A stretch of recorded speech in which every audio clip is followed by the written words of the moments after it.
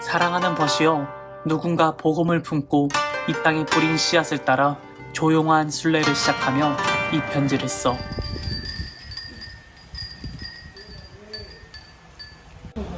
이번 여정은 조금 다르게 시작되었어.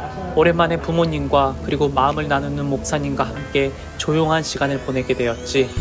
일본까지 와서 성지순례하는 이유는 이 땅이 동북아시아에서 가장 먼저 복음을 품었던 곳이라는 사실을 떠올려 일본은 늘 여행지였어. 하지만 이번엔 성지로 걸으려고 해.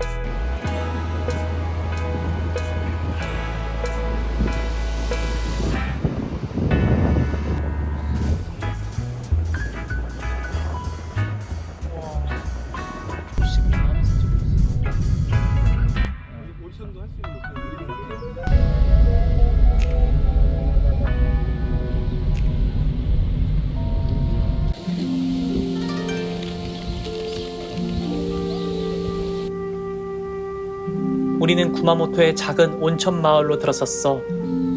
일본 온천 여행의 전문가인 아빠와 함께 어릴 적부터 우리는 가족여행으로 자주 온천에 갔었어. 늘 그렇듯 이번에도 아빠는 가장 앞에서 조용히 길을 안내했고, 골목길에서의 적막한 따뜻함, 흰색 종지가 흔들리는 작은 노랜, 그 안에서 흘러나오던 낮은 음악 소리까지. 일본 여행의 좋은 건 이런 평범함 속에 감성이 조용히 녹아있다는 거야. 화려하진 않지만 걸을수록 내면이 채워지는 느낌이랄까? 길을 걷는 동안 나는 시간도 마음도 천천히 흘러간다는 걸 느껴.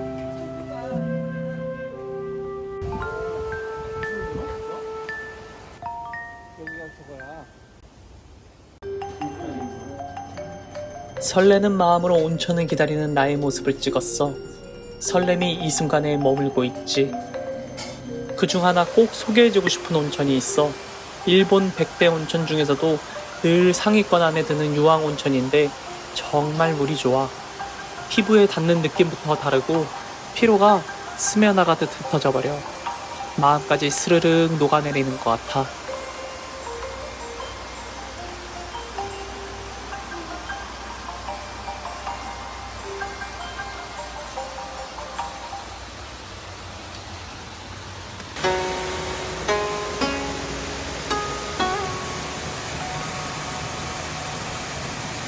이곳은 주말과 월요일만 하는 유황 온천입니다.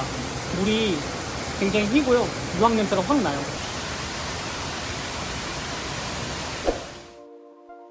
나가사키 북쪽 이소하야시 호호코바라에 가고 있어. 지금은 그저 조용한 마을 한가운데 아무런 표식도 없이 햇살만 내려앉은 이 자리에 한 시대의 아픔이 깊게 묻혀 있어. 우라카미의 탄압은 4차례에 걸쳐 이루어졌고 신앙을 끝까지 버리지 않은 이들에게 죽음이라는 대답을 남겼지. 조선 출신 13위 순교 목자, 그 순교 정신에 찬미합니다. 이렇게 써 있습니다. 수명의 신자들이 잡혀갔고 고문과 유배, 굶주림과 죽음 속에 누군가는 조용히 그러나 단호하게 하나님을 부인하지 않았어. 그 이름들은 역사 속에 흐릿하지만 그 신앙은 선명히 남아있는 듯해.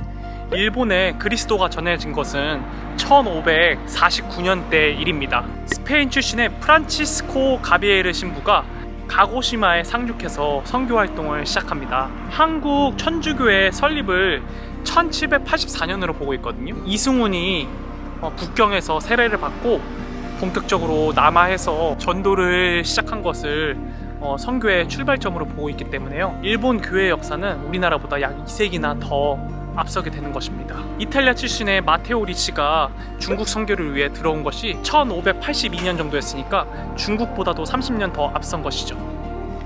교토에서 이곳까지 205명의 순교자가 끌려옵니다.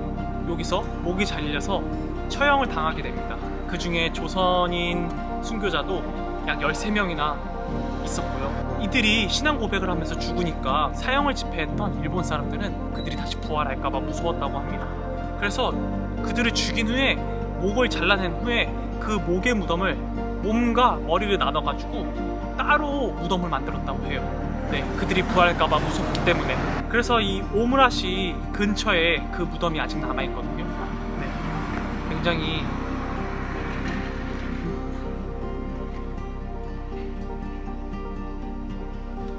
지금은 그냥 이렇게 공터인데 주위에는 다 일반 집들입니다.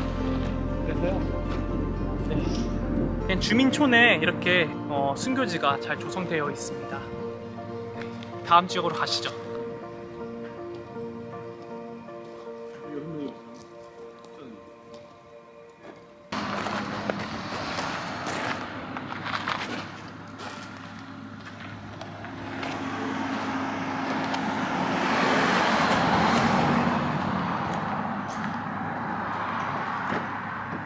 다음 여정의 길 사이로 작은 교회 하나가 눈에 들어왔어.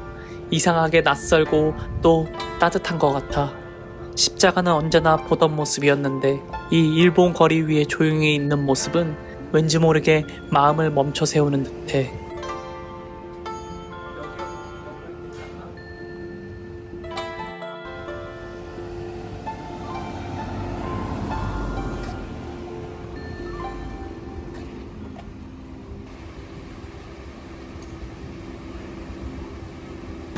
제가 서 있는 곳은 약 에도 시대 때부터 이어져 온 돌다리입니다.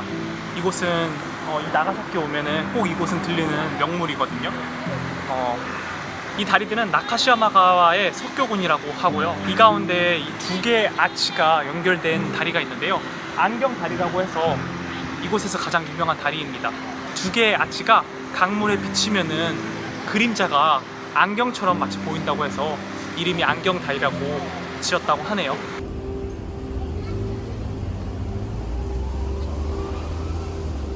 안경다리는 국가 중요 문화재로 지정되어 있고요. 나가사키 명물로 관광객들이 발길이 끊이지 않는 곳이기도 하죠. 안경다리 상류로 올라가면 문화 기능은 더 이상 할 수 없을 정도로 이제 물의 유량이 되게 적어지거든요. 이 문화가 점점 내려가면서 Y자 모양이 나오는 곳에 고려교라고 있어요. 일본말로는 고라이밭이라고 하는데 이 다리 주변에 마을에 임진왜란 때 끌려온 조선인 피로인들이 모여 살던 고려정이 있습니다. 오리야 마치라고 하는데요. 그곳까지 한번 같이 가보시죠.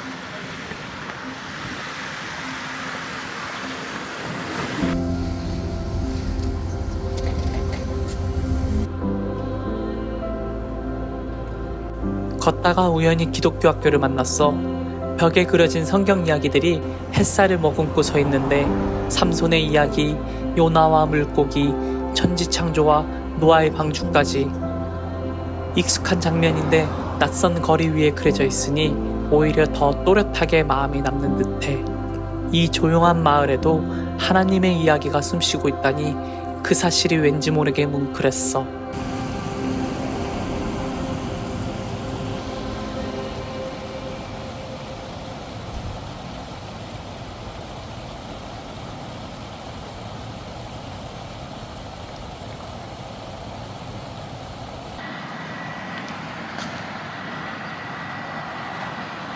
조선인 피로인들이 모여 살던 고려정입니다. 그래서 정확한 고려정이 어딘지는 모른대요. 하지만 이 근처가 조선인들이 살았던 고려정이라고 합니다. 자벽 등 종사했던 조선인들이 변두리에 해당하는 이곳에서 마을을 이루고 살았다고 합니다. 와, 날씨가 굉장히 더워요. 땀이 많이 나네요. 많은 나가사키의 조선인 피로인들이 복음을 접하고 기리시탄이 됩니다. 기리시탄은 크리스천이라는 뜻이거든요. 고단한 하국살이로 조선인들이 많이 힘들었을 때 이 교회에서 교회에 입교하기 시작하면서 하나님의 위로와 가호를 구하게 된 것으로 짐작된다고 합니다. 이 고려정에 살고 있던 조선인 기리시탄들은 어려운 환경 속에서도 교회를 세웠다는 기록이 있어요. 그리고 그들이 고려교 인근에 세운 교회가 성 로렌소 교회라고 하는데요. 네, 지금은 그 성 로렌소 교회가 어딘지 모른다고 합니다. 당시 나가사키에서 사목했던 파시오 신부의 관찰에 의하면 나가사키에 1594년에서 약 2,000명의 조선인 기리시탄이 있었다고 해요. 그들은 스스로 모은 자금으로 1609년에 교회를 세웠고 확실한 위치는 파악되지 않는다고 합니다. 하지만 이 근처에 굉장히 많은 교회와 2,000명의 기독교인들이 있었던 것을 알 수 있죠. 저는 이제 이곳을 떠나서 다른 장소에 또 방문해 보도록 하겠습니다.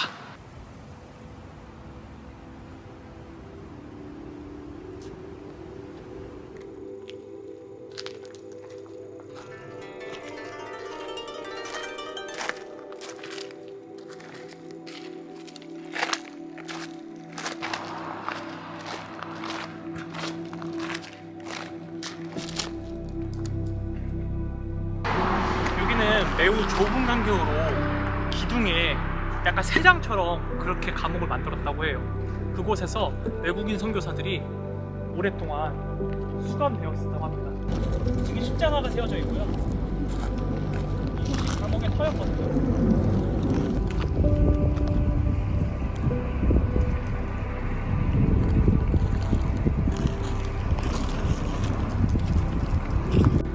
이 세장 같은 곳에 35명이 갇혀가지고 무려 5년 동안 목생활을 했다고 합니다.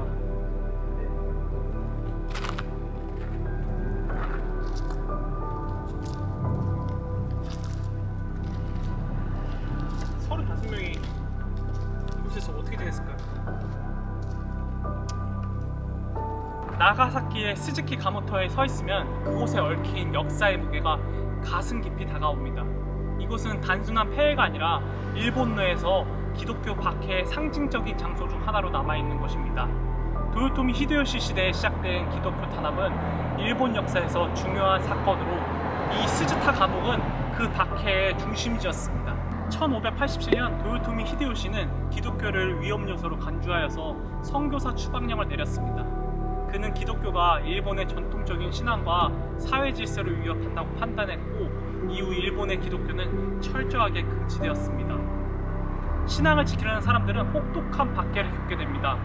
이 스즈타 감옥은 바로 그 박해의 흔적이 남아있는 장소 중에 하나입니다. 이 감옥은 단순히 신자들을 가두기 위한 장소가 아니라 이곳에서 기독교 신자들은 자신의 신앙을 포기하도록 강요하였습니다. 이 좁은 곳에 갇히셔서 감옥의 열악한 환경과 가혹한 처벌 속에서 많은 신자들은 믿음을 지키면서 그 대가로 목숨을 맡기기도 했습니다.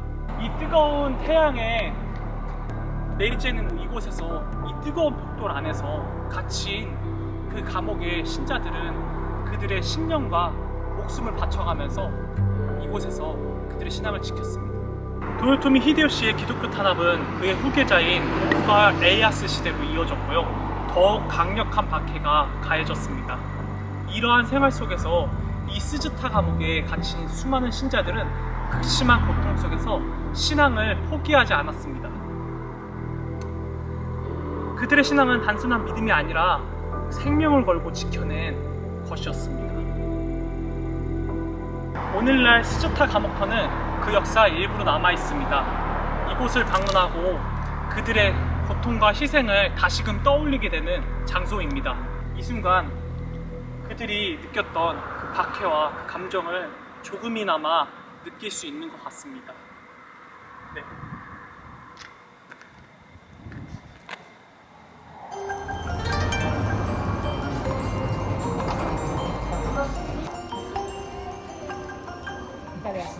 여기 나가사키는 음식으로는 두 가지 먹을까 유명한데요. 첫 번째는 나가사키 짬뽕이고 두 번째는 돈가스입니다. 오늘은 돈가스를 먹으러 왔습니다. 가장 유명한 집이거든요. 기대가 됩니다.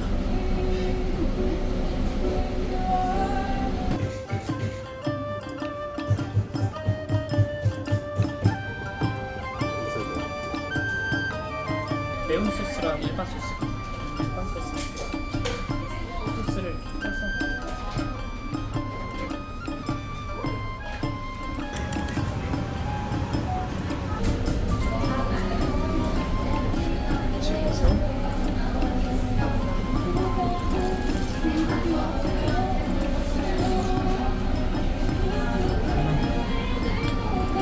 일반 돈가스 맛인데 고기 육즙이 장난 아니에요.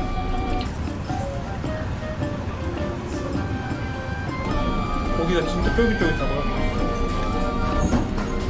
와, 끝에는 비계가 있어서 고소하고 쫀득쫀득한 맛까지 있습니다.